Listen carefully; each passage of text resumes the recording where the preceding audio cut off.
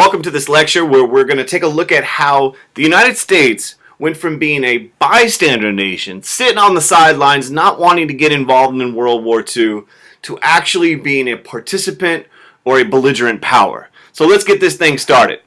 What you need to realize is there was a lot of bitterness in the United States regarding our participation in the First World War. World War I was looked upon as a mistake amongst a lot of Americans. In fact, in 1934 to 1936, you have something called the Nye Commission. And I know what you're thinking, Bill Nye, the science guy, awesome, I love him. No, actually, someone even more popular, the Republican Senator Gerald Nye.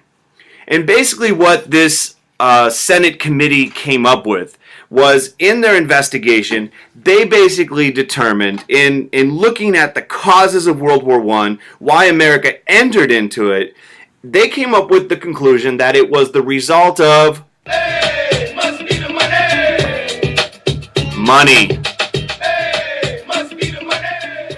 They basically said that American bankers and arms manufacturers, weapons manufacturers, caused U.S. entry into World War I. That the reason we got dragged into this thing was because of economic factors, that some people made a lot of money off the war, and that this was the main reason, not those things that Wilson talked about, making the world safe for democracy, the war to end all wars. That was all hogwash.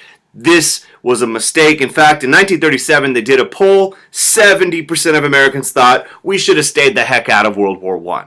So the Nye Commission kind of enforces what people felt World War I was a mistake. And if you remember, there were all those writers during the 1920s, the Lost Generation, who wrote about the kind of insanity of this war, and people just wanted to avoid it altogether. Here's what happens. Even before World War II breaks out, Congress, the legislative branch of the U.S. government, legislates neutrality. They pass laws to guarantee that if a war breaks out, that the United States will avoid it. And there's a couple of laws that are passed, and they're passed in between the years 1935 and 1937. Now keep in mind, look right there, that's 2 years before World War II even starts. And basically the Neutrality Acts, which were passed by Congress, was an effort to keep the U.S. out of the potential war that was about to occur in Europe. We want to kind of avoid this madness. We want to stay out for my sake as well as your own. We want to stay out of this stuff. We want to, we have this Atlantic Ocean in between us and Europe. We want to stay the heck out of this thing. And they pass these acts, and they actually do certain things. They look back at kind of the lessons as they saw them of World War I, and they came up with a couple of different laws to deal with those lessons. First one, when it came to American ships or nations that are at war, the answer under the Neutrality Acts was, You can't touch this. you can't touch this. You can't touch this. And basically what the act said Touch this. was no American could sail on a belligerent ship. A nation at war, no person, no American citizen could sail on a ship of a nation which was at war. And the idea behind this is simple. If Americans are not on ships, for example, the British or the French or whoever happens to be at war, they can't die. And if they can't die, there won't be some outcry as there was when, for example, the Lusitania sunk during World War I. So that was one of the Neutrality Acts. But they went a step further. Another thing is, and this goes back to the lessons of the Nye Committee, well, what about if a nation is at war and they want to buy American weapons? The answer under the Neutrality Acts is, you can't touch this. You can't touch this. You can't touch this. You can't touch this. Under the Neutrality Acts, it outlawed the sale of weapons or loans to any nations that were at war. And this is a lesson from World War I, as they saw the lessons of World War I, that we should avoid, that there should not be any weapons or loans sold to any nation who is at war. Now you got to keep in mind something here. There's no distinction between victim and aggressor. So if a country invades another country, they're at war, they can't get the weapons or loans regardless. This is going to be a problem, for example, when Japan invades China. So these neutrality acts were passed with the goal of keeping us out of a potential conflict. Now, back to Europe. Well, what happens is in September of 1939, after all the efforts at appeasement of trying to kind of avoid a war amongst England and the rest of the European powers, Germany invades Poland and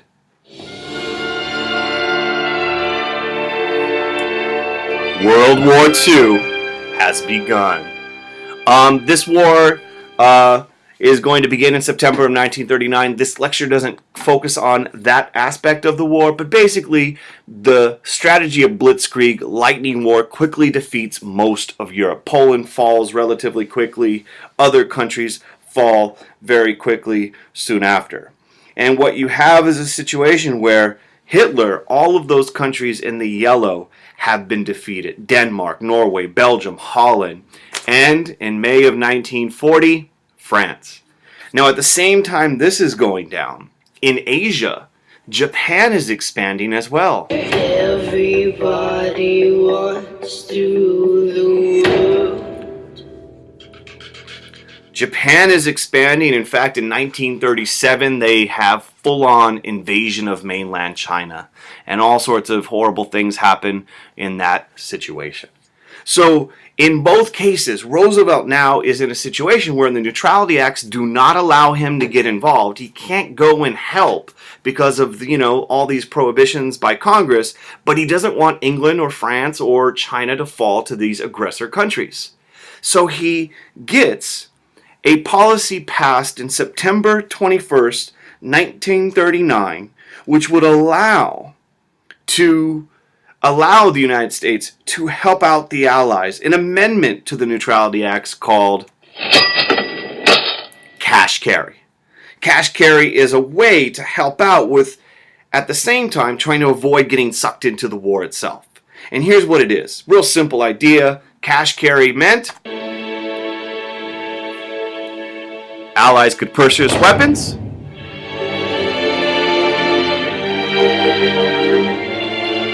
as long as they paid for them in cash and carried them in their own ship. And this policy reflects the public mood of wanting to aid the Allies while staying out of World War II. Now the war has begun. This is Roosevelt and the American public's way of helping without involvement, direct military involvement. So cash carry is put in place, and we'll see how that works out in just a moment. The concept is simple, though. Help the Allies now to win, so our men will never be necessary. Cash and carry.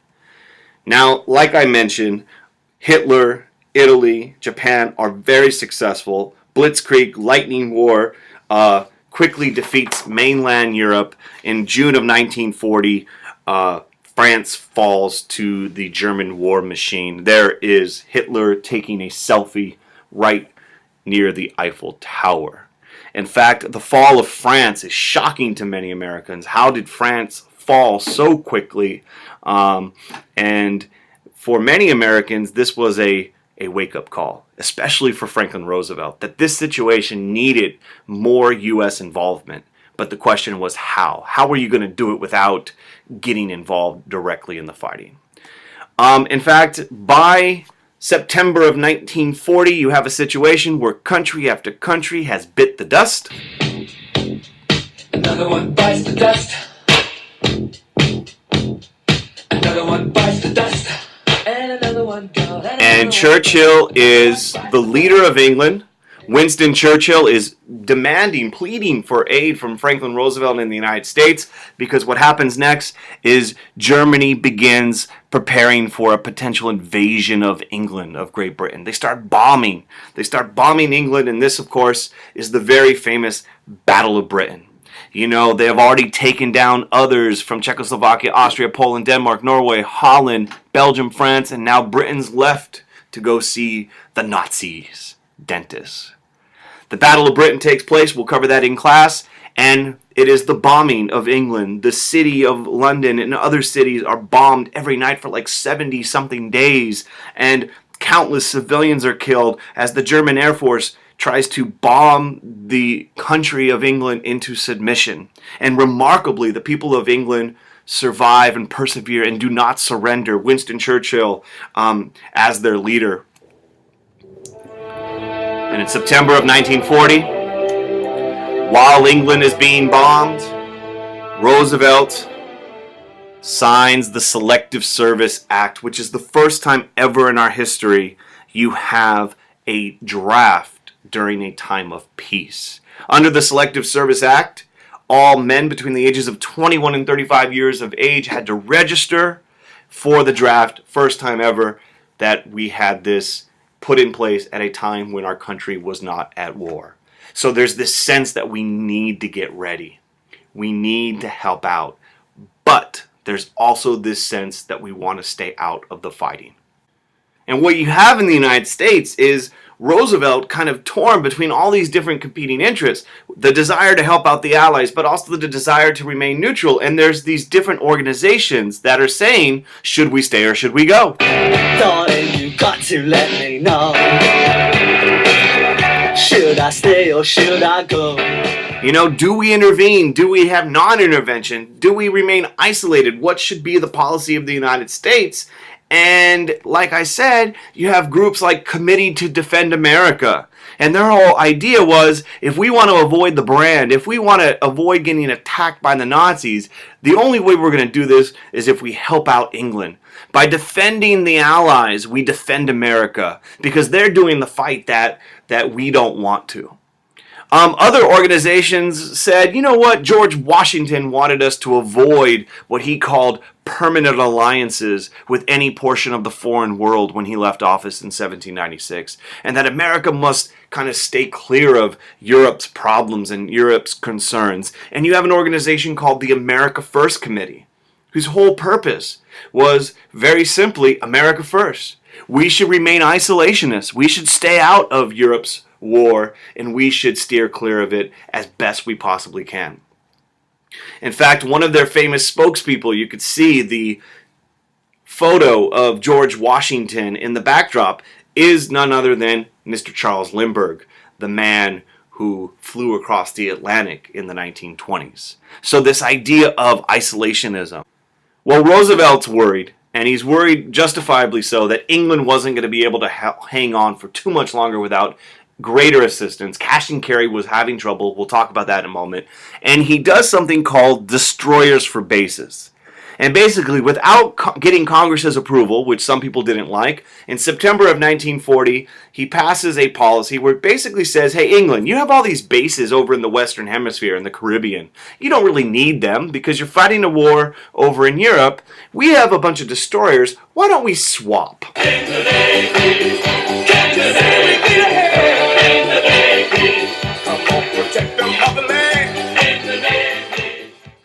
Why don't we swap these destroyers for bases? So England, you're going to give us bases, for example, in Bahamas or Jamaica or other parts of your former empire. And we'll use those bases for like 99 years. We'll get these air bases and naval bases. And we're going to give you 50 U.S. destroyers like these ones you see right here. Those are going to help you fight the Nazis. The naval bases that we're going to get, so we're kind of getting something. We're doing a little swap here, and this angers many isolationists, but he gets enough people to support it, and he goes along and does it. Now, in the middle of all this, Roosevelt runs for a historic third term. He runs for an historic third term, a whole bunch of issues. Press pause, you could read what it says, but basically, Roosevelt wins re-election. Never has been done before, never probably will unless the Constitution is changed. He wins a third term, and here is his dilemma. He wants to help the Allies, but he doesn't want to send troops and become involved in World War II. The American people, even 1 month into the war, said, should the U.S. do everything possible to help England and France win the war? 62% said yes. Now we're talking 1940 and France has fallen. We want to help, but there's a problem. And the problem with cash carry, it sounds great, and on paper it's a wonderful idea. Pay cash and carry it. But the problem is this.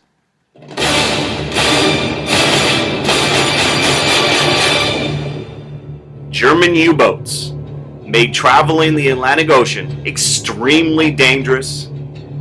England was running out of money.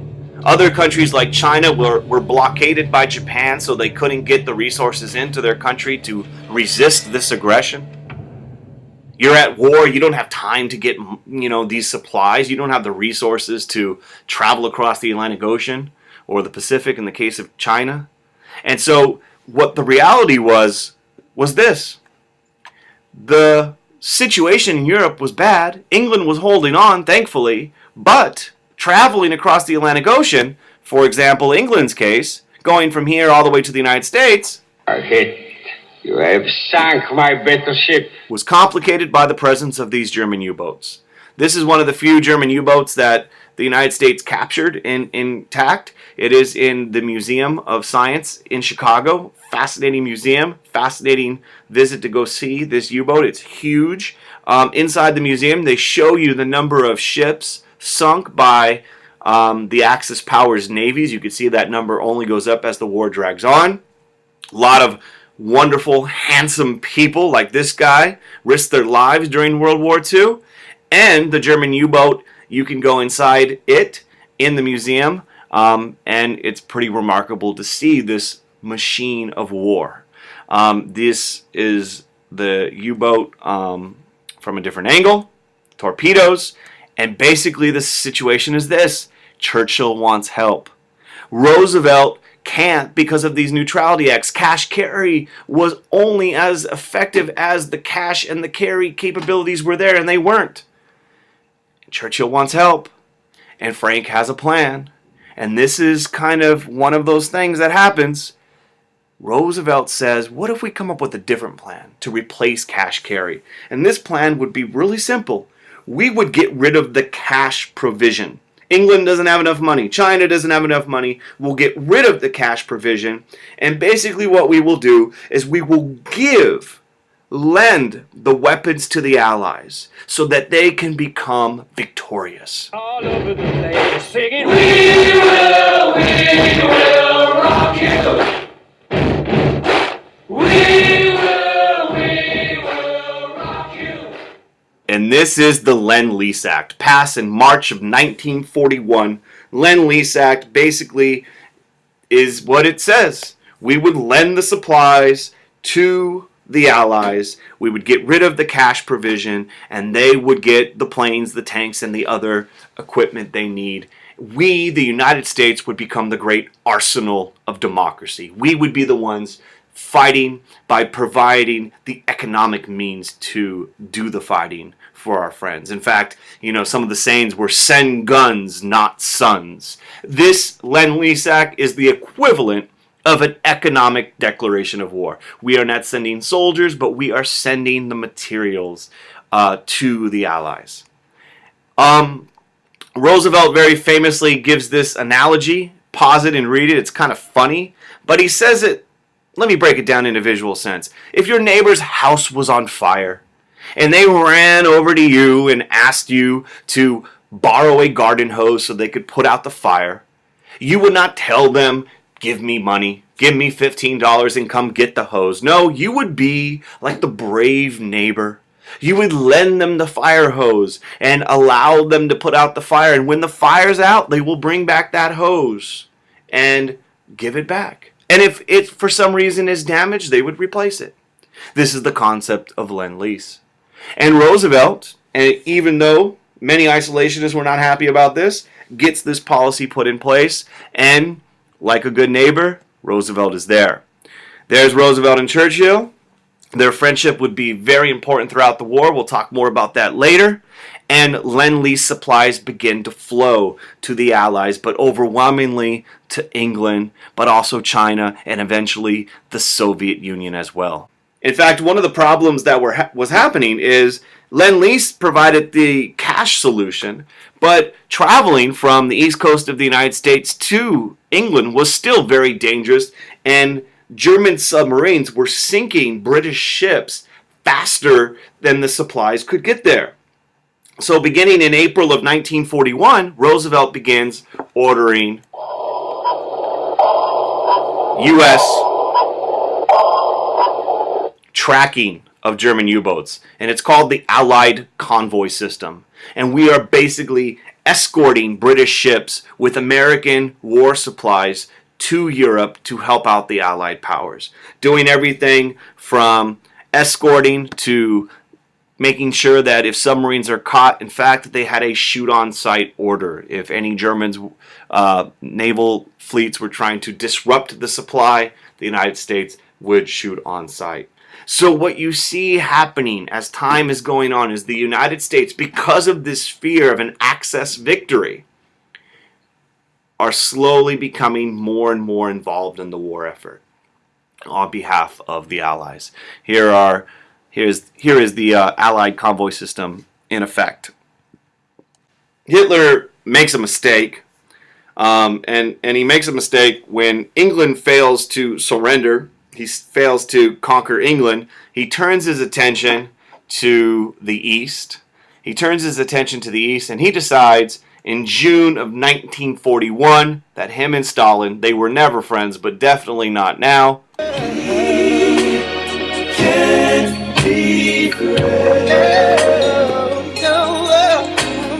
We can't be friends. June 1941, Hitler invades the Soviet Union. We'll learn more about that later, but basically now the Soviets are in the bed with the Allies. They have now joined forces, even though the U.S. is not officially in the war yet in June. We'll wait until December of 1941, but now Stalin's going to start getting Lend-Lease supplies. The Soviet Union's going to be getting Lend-Lease supplies. England, China, and many other countries. And we'll close it off with a meeting in August of 1941. August of 1941, we have a meeting between Roosevelt and Churchill off the coast of Newfoundland. And these two men, these world leaders, we, the U.S., still technically neutral, and the leader of England, Prime Minister Winston Churchill, come up with a set of goals which would outline what the post-war world was going to look like. And many of these goals may look familiar to Wilson's goals after World War I and his 14 points, but things like no territorial gains, all people should have the right to self-determination, freedom from want and fear, freedom of the seas, disarmament of these aggressor nations, and a new organization that would ensure collective security and world peace. Now, we can analyze to what extent they're really going to be pursuing these goals, but the Atlantic Charter, this agreement, this document between Roosevelt and Churchill, marks a joint effort at figuring out what this war was going to be about. And by 1941, we are still neutral in the sense of American soldiers are not fighting, but Roosevelt and his administration is fully behind the war effort and the effort to make sure Germany, Italy, and Japan are not victorious by providing the economic and military supplies to stop their advancement. So that closes us out today. This was a lot of information, so go ahead and rewind. Make sure you comment, like the video, subscribe, tell your friends about it, watch it over and over again to help you fall asleep at night. If you have questions, put them in the comment section. I'll be quick to respond. And most importantly, keep in mind, we don't get involved in World War II until the attack on Pearl Harbor, which we'll cover at another time, at another place. Thank you for watching.